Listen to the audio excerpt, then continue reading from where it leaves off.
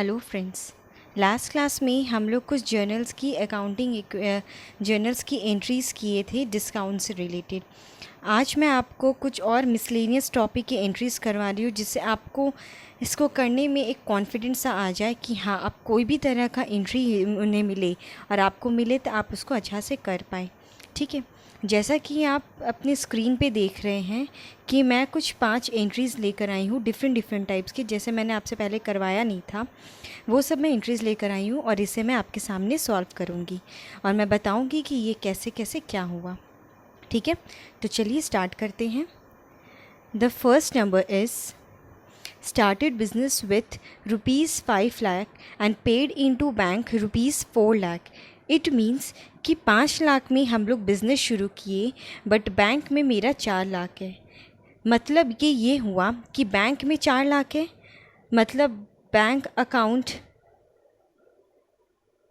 मेरा डेबिट हो गया 4 लाख से।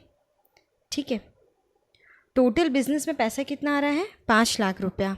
मतलब जो रिमेनिंग 1 लाख है वो मेरा कैश अकाउंट में गया। क्लियर? एंड मेरा बिज़नेस स्टार्ट करते हैं तो हम लोग इसको कहाँ रखते हैं? अपनी कैपिटल में।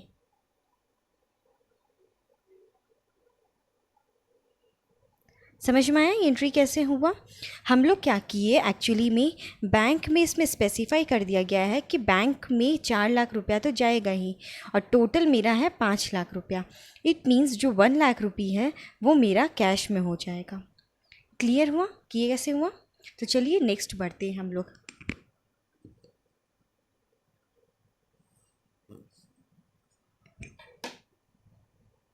The next is purchased goods for rupees 1,40,000 in all, out of which half the goods was on credit from Mr. Sudhir।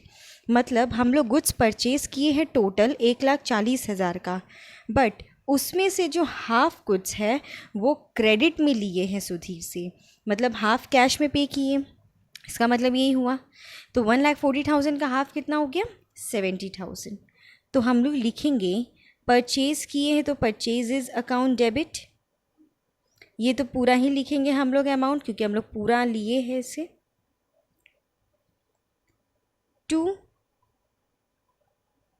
Cash account that is 70,000, क्योंकि हाफ पेमेंट कर दिए एंड हाफ क्रेडिट है, तो यहाँ आ जाएगा to Sudhir 70,000।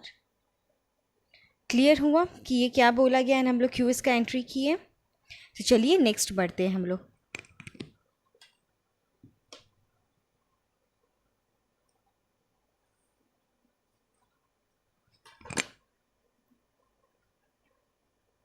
The next is paid stationery expenses 180 rupees. ठीक है, मतलब हम लोग एक्सपेंसेस है स्टेशनरी का, उसको हम लोग पे किए, तो इसका तो सिंपल एंट्री हो जाएगा।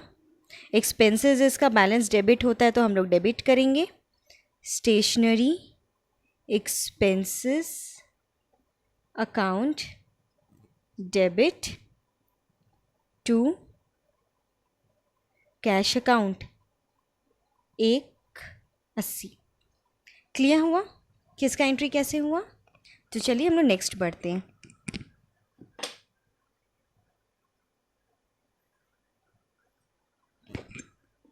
The next is purchased goods for rupees 1 lakh from Ajay and supplied it to Vijay from 1,20,000। मतलब हम लोग पहले परचेज़ किए हैं अजय से गुड्स 1 लाख रुपया में, एंड वही गुड्स हम लोग सप्लाई कर दिए हैं विजय को 1,20,000 में। तो इसका हम लोग को 2 एंट्रीज पास करना पड़ेगा।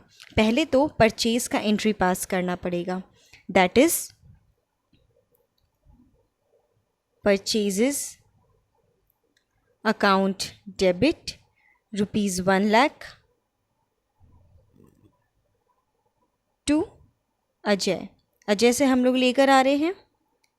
ठीक है, and the second entry is हम लोग विजय को वही सामान ट्रांसफ़र कर दे रहे हैं, तो हम लोग इसका एक अलग एंट्री बनाएंगे।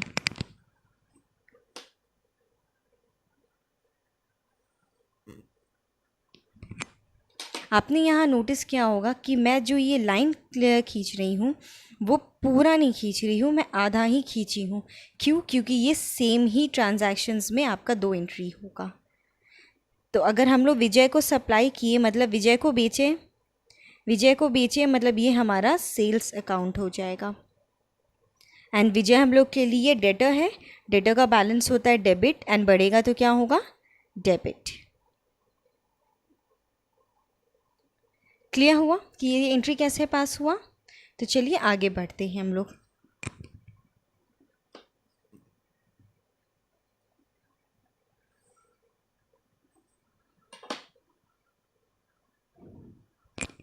The next is goods costing ₹80,000 sold to Mohan for 1,00,000। Goods का प्राइस था एक्चुअली में 80,000 रुपया, बट हम लोग मोहन को बेच रहे हैं 1,00,000 रुपया। यहाँ पे कहीं नहीं लिखा है कि हम लोग प्रॉफिट में बेच रहे, लॉस में बेच रहे हैं, कि इसमें कुछ हो भी रहा है। इसलिए हम लोग क्या करेंगे, इसको सिंपल जितना रुपीज़ में हम लोग बेचे हैं उतना ही रुपीज़ का एंट्री होगा। इसका होगा Mohan debit to sales account.